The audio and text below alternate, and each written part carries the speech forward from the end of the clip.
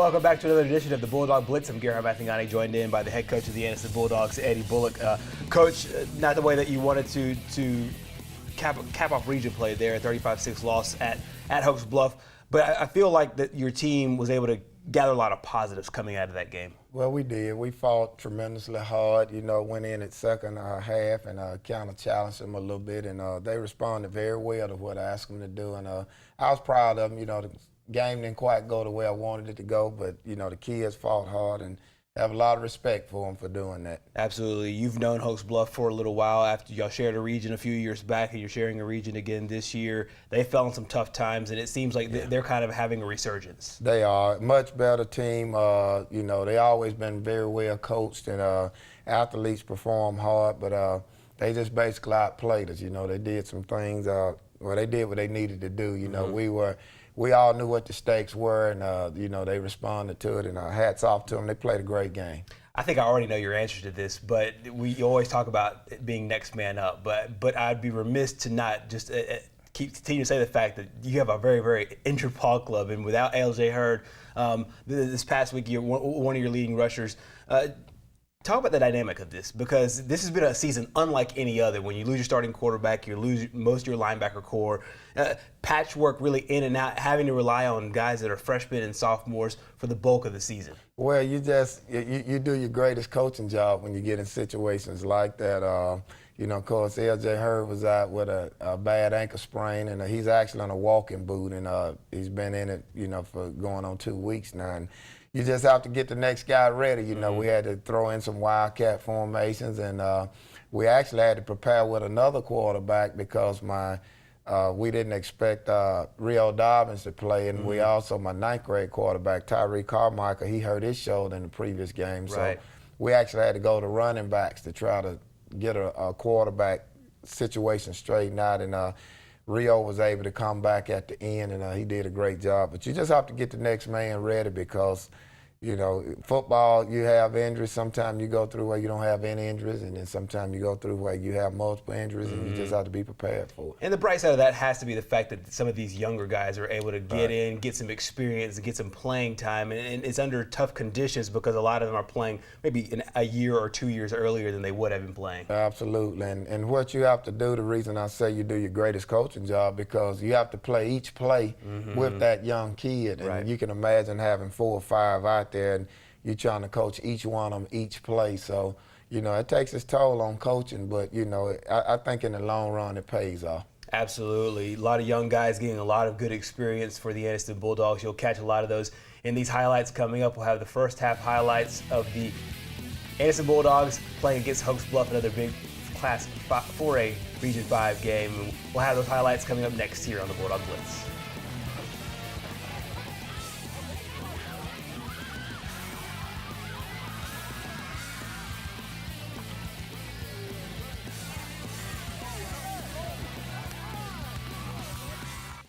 We're back here on the Bulldog Blitz, first half highlights of Anderson's game at Eagle Stadium against Hoax Bluff. And Coach, talk about some of the observations here in the first half. Well, actually, we knew what they were going to run. They lined up and ran a dive right there, and you can see we didn't get in the right gaps there. And of course, they basically stuck with the dive, the traps, and the lead, and they were able to rush it down the field. And we just had to make some adjustments with gap integrity, getting some guys in the right places. And as the game progressed, we got a little bit better. Right here you can see on offense, we were able to move the ball. Rio Dobbins made a great throw to Jamar West. We got a great catch, and moving the chains. And right there we ran a quick slant, got a good catch on it, and we came up and we tried to run a jet, and we actually snapped the football, and it hit the guy that was in the jet motion, and we turned it over right there, which is just a young mistake, that normal teams, you just don't make that mistake. But it forced us on a turnover, and we gave them the ball back. We were actually moving the ball great, and right here you can see we had pretty decent gap integrity right here, And we had great spots that we actually made good plays. And on this particular play, it was 3rd and long, and we gave up outside containment, out of the eye. They like to run that little waggle play to the fullback out of the backfield, and the outside linebacker he actually collisioned the fullback, but the defensive end gave up containment, and it sort of hurt us, right here. Of course, they up 14-0 right here, and Jordan Caldwell gave us a good return right there. He's a freshman, and as you mentioned earlier, we're playing a lot of freshmen, at this particular point, and right here, Rio Dobbins completes a pass to Torian Sizemore, and we actually thought he was going to score on that particular play, but we didn't score on that play, and we did a rollout, which actually supposed to have been a throwback to the right side, but Rio kind of threw the ball back across his body, and we were able to score, and then we missed the PAT. And right here you can see an experience again. We had a great kickoff, and they bobbled the football, but we had 4 guys that voided to the same side, and it created a inside running lane. And right there you can see we thought we had that fumble right there. We guy caught the pass, and we were able to hit him, and we thought we had a fumble there, and they gave the fumble back to Hoax Bluff, so they were able to score on it, and kind of a turning point right there. But we kept fighting. We got the football again, and we were able to move it again, and we came up right here, and we threw an errant pass right there. They had pretty good coverage, and it was a long out route, and they were able to score on it, and that touchdown sort of hurt us right there. 28-6 you scored at halftime, but you mentioned it, Coach. You could probably point to about 3 plays that really turned a lot of that first half kind of on its head. Right. Of course, we had the fumble, and then we had that interception that we threw right there, and they were able to capitalize on those 2 plays. So, at most, we probably should have went in at halftime either tied or possibly just down 1 touchdown, you know. But they did what good teams, experienced teams do. They were able to take the mistakes we made. We didn't recover the fumble, and they were able to score on that. And then, of course, when we threw the interception, they were able to score on that. And that was sort of the turning point in the first half. Absolutely. And you mentioned some of the kind of rookie mistakes, mainly because they haven't had these chances to play in these kind of games, and you missed like maybe 1 or 2 assignments, whether it's on a kickoff coverage or a punt coverage or a blocking scheme, and you have a situation where one young guy might be out of place, and it's not the whole play falters, it's just learning the difference about where he's supposed to be. Well, Hoax Bluff basically ran, 3, maybe 4 plays. They ran the lead, the dive, the trap, and they ran the outside zone. And on film, they would run the quarterback trap, but they didn't even run the quarterback trap that much, or maybe twice the entire game. But, we knew exactly what they were going to do. It's just getting those young guys in position and to trust what they see, and they would do it right maybe 2 plays. But of course, in football, it don't take but 1 play to move the chains, So you could stuff them 2 plays, and then 3rd play to get a first down. So it's, that starts to wear on the defense. Usually during the first half, and your clubs, to your credit, have always been a really, really strong second half football team, make the adjustments. At halftime of these kind of games, whenever you can just turn the game on 2 or 3 plays, what's the message at halftime? Well, we didn't even talk about X's and O's. Basically, my speech to my guys was about fighting. I think we got in certain situations where they outwheeled us, and I told them, I said, that was disturbing to me because, out of all the teams we played, nobody's had a stronger willpower than what we had. Basically, we've been out-executed, but, my message to them at halftime was I needed guys that were going to fight and be disciplined, and I basically just told them, hey, we went over everything that they do. You just got to trust what you see and do it, and that's what happened the second half. They came out, and I applaud my guys because it's really easy when you've only won 1 game to be extremely negative. But my team had 0 negativity. It was like, yes, sir, coach, and they bought in exactly what I asked them to do, and I'm proud of them for that. Absolutely, and I'm sure at that same point you could also tell their competitive fire, being able to respond that way. Right, and I told them we were going to face adversity, but I'm not so much concerned about the adversity that we face. I'm concerned about how we respond to that adversity, and my message was, when you face adversity, you just got to step up and fight. You got to fight. You can't try to go around it or let it pass. You got to fight it. Absolutely. A lot of lessons learned over at Eagle Stadium and throughout the course of the 2016 season. We'll have second half highlights coming up of Anderson's game at Hoax Bluff. Also, the Anderson Marching Band played at Eagle Stadium from Friday night. Another great performance. You'll check them out. We'll be back next.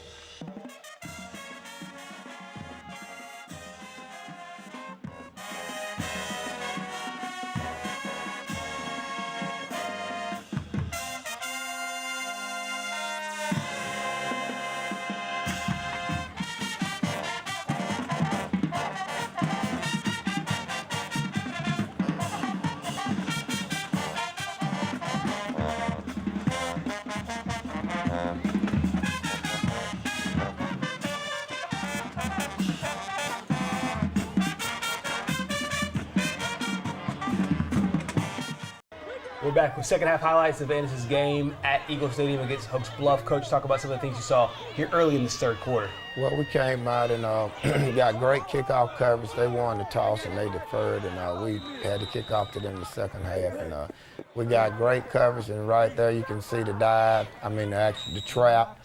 And we were actually as the trap again, as quarterback trap. You see, we had a formal situation right there, and instead of that's Demetrius Brand falling on the ball, he tried to scoop it, and it's an effort play. You can't get upset at him about it, but at the same time, you have to learn that we just want possession. That was another situation where we had them third and long, and they ran the quarterback draw.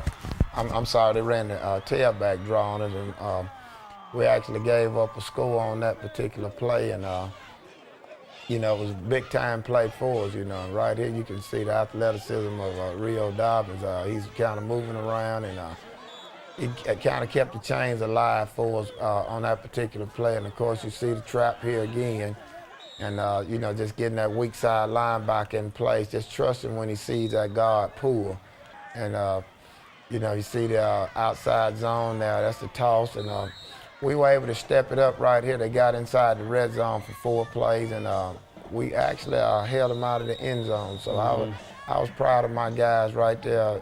We had a 4-down stand, and they stepped up. And, of course, you see right there, that's J.B. Carlisle. He's a freshman at fullback right there. And, we just got a lot of freshmen playing and guys making plays. And you can see Rio Dobbins' athleticism. He rolled out and avoided traffic and completed a pass to Jamar West, and on this particular play, we ran outside zone on toss. And of course, right here again, that's the freshman, J.B. Carlisle. You can see he's running hard up the middle on a dive. And right here, we rolled back, got in a situation right here where we got him to go in one direction. And of course, like I said, you can see Rio Dobbins' athleticism. Right there, he hit Jeremy McCants on a roll-out pass, and we were able to move the chains. And this was actually a great drive. We came up empty in the end, but he hit Corey Ramsey right here, C.J. Ramsey, on a particular pass. And again, we tried to go the quick screen to Jamari West, and we ended up turning the ball over on downs. And then right there you see one position where we got out of play. There's another situation where we had an opportunity to recover fumble, and that time the guys fell on it instead of trying to scoop it up. And then we came back and we threw an errant pass, got an interception, and of course you can see the fight in them. They were able to cover back and hold them up, and we were able to hold them out of the end zone on that particular play. So, I was proud of the way the guys fought. Absolutely. You talked about that at the last segment, that the message at halftime was about the fight, and you're able to get that fight, and especially there, and we've seen this all season long, especially with the red zone defense, being able to hold teams out of the end zone. You've done it time and time again. You're able to do it again Friday night. Well, that's a testament to, what we are actually capable of doing. And the thing with younger players is you have to teach them that you have to do that on a consistent basis. Right. You can't play one play or 2 plays and take one off, and then you go from the plays to each quarter, to be able to do it continuously. And it's just a work in progress. Absolutely. Playing without your leading rusher with L.J. Hurd, was the game plan going into we need to throw the ball a little bit just to keep this teams a little bit off kilter and also respect the pass, because Mario Dobbins probably has one of the more underrated arms in the area? Well, in actuality, we didn't go into it with that game plan Right. because we didn't know if we were going to have Mario as quarterback Right, because, right. as I mentioned earlier, he didn't practice. He didn't actually even practice with us until Wednesday, and we didn't let him do much except for handing the ball off to him, and then he got a medical release from the doctor on Thursday. So we didn't find out till Thursday that we were going to have him, and of course my freshman quarterback, as I mentioned, Tyree Carmichael, he was on a sling for 2 days out of the week, so we actually didn't have a quarterback. So the game plan was to try to set up some wildcat plays, and we had a few short dink and dunk plays, for Jeremy McCants and for Jamar West, but that was basically it. The plan was to go in and just try to execute the run game that we had. Absolutely, and also when you turn the other side, when you look at the way Hoax Bluff played, and Hoax Bluff was kind of in this situation maybe about a few years ago where they had to play some of the younger guys, and being able to mature those guys through maybe a 2 or 3 year rough stretch, and then getting back to where they feel like they should belong. And I feel like your team's kind of doing that exact same thing, where you're building and you're starting to see, not necessarily on the scoreboard each week, but definitely quarter by quarter each game getting a little bit stronger. Well, they are, and the biggest issue with that is keeping the players positive, because our players, they hear a lot of things, and they look at the scoreboard on Friday nights, and it just seems like you just constantly failing, but most of your football minds understand the process, and they understand what actually goes on with that, and you got freshmen out there, so you should expect freshman mistakes, and I don't think any of the kids do anything purposely. It's just a learning process, and if you can make it through that stretch, but that's where the toughest part of coaching comes in, that is keeping the kids in a positive frame of mind. And when you look at your record and all of that, it just, it's a lot of negativity. And in addition to them playing, you have to keep them in a positive mindset. Absolutely. And also I would feel that the teaching moment is, don't always be results based about the end of what comes on a Friday night at the very end, whether it's positive or negative. The key is trying to play your best and get better and make progressions each and every week, each and every quarter, each and every play. Right. You want to look at the process that you go through with, and you ask yourself a question: am I better at the end? From either correcting a behavior or learning something. Right. As I was in the beginning. And that's what's hard for sometimes the fans to see, because the fans, you strictly gonna be judged on that score at Friday nights. And my hat's off to the kids, because they've done a tremendous job in accepting the fact that we have to look beyond that. We got to try to get better. You just feel a little bit bad for your seniors, because nobody in the senior year wants to go out down, but the future is bright for the kids that we do have playing. Absolutely, and it's great to hear that. And after 2 rough, tough games on the road, the Anderson Bulldogs will come back home for senior night against Aniana. We'll have more on that game coming up next here on the Bulldog Blitz.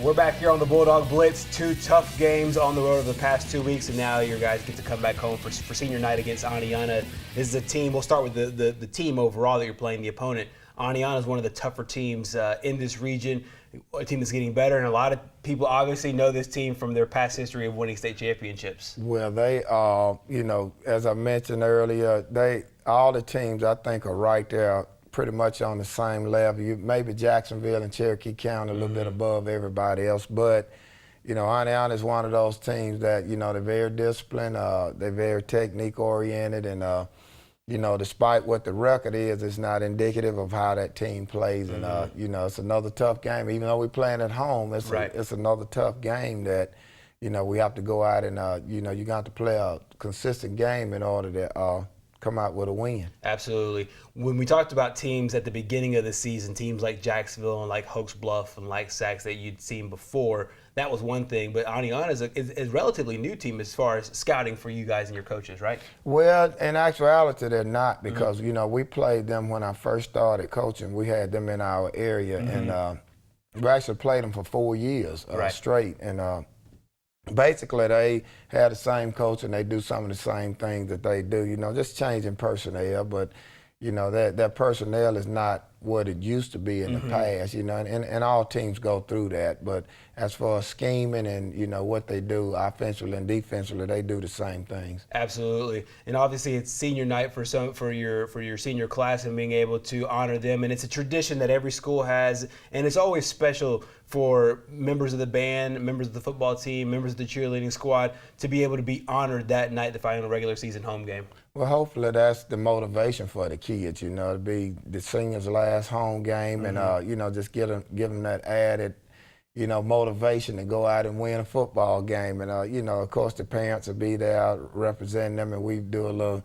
dedication ceremony to them. So, you know, hopefully they'll go out and do the things that they need to do, and we'll have a great game. Absolutely. And a lot of these seniors have left a strong legacy with this club, and not only with this program, but with sports and athletics and extracurriculars in general at Anderson High School. Well, most of the singers we got, you know, it's maybe a few of them that I hadn't had for 4 years, but, you know, Rio Dobbins and L.J. Hurd, you know, those guys like that, I've had them for, you know, 4 years. Cassius Carter, you know, and you know, I got some, you know, that I've only had a couple of years or maybe 3 years, but for the most part, you know, you look at the kids that you've had for 4 years and where they were as freshmen and where they are now as seniors, and it just make you proud. You know, that's one of the toughest times for me is to actually see them, you know, and know that they leave, and you know, that'll be the last year playing. Yeah, and also at the same time knowing that they've stuck with it, and at the end of this time, not only will they get the lessons that they've learned in the sports that they've played,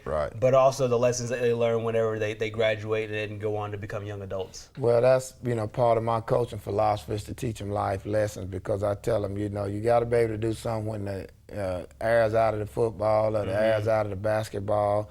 You know, you can't run track anymore. You have to be able to go on in life. And, you know, I tell them, you know, what you have in your mind, you know, the knowledge you have is what's going to prepare you, you know, to higher places in life. And that's sort of tough, again, you know, getting a young child to understand that, because, you know, when they've been taught all their life, you know, you're going to be judged on wins and losses, you know, and that's not necessarily true. You know, sometimes you're gonna be judged basically on what you learn in life, you know, and how can you translate that, you know, into the real world.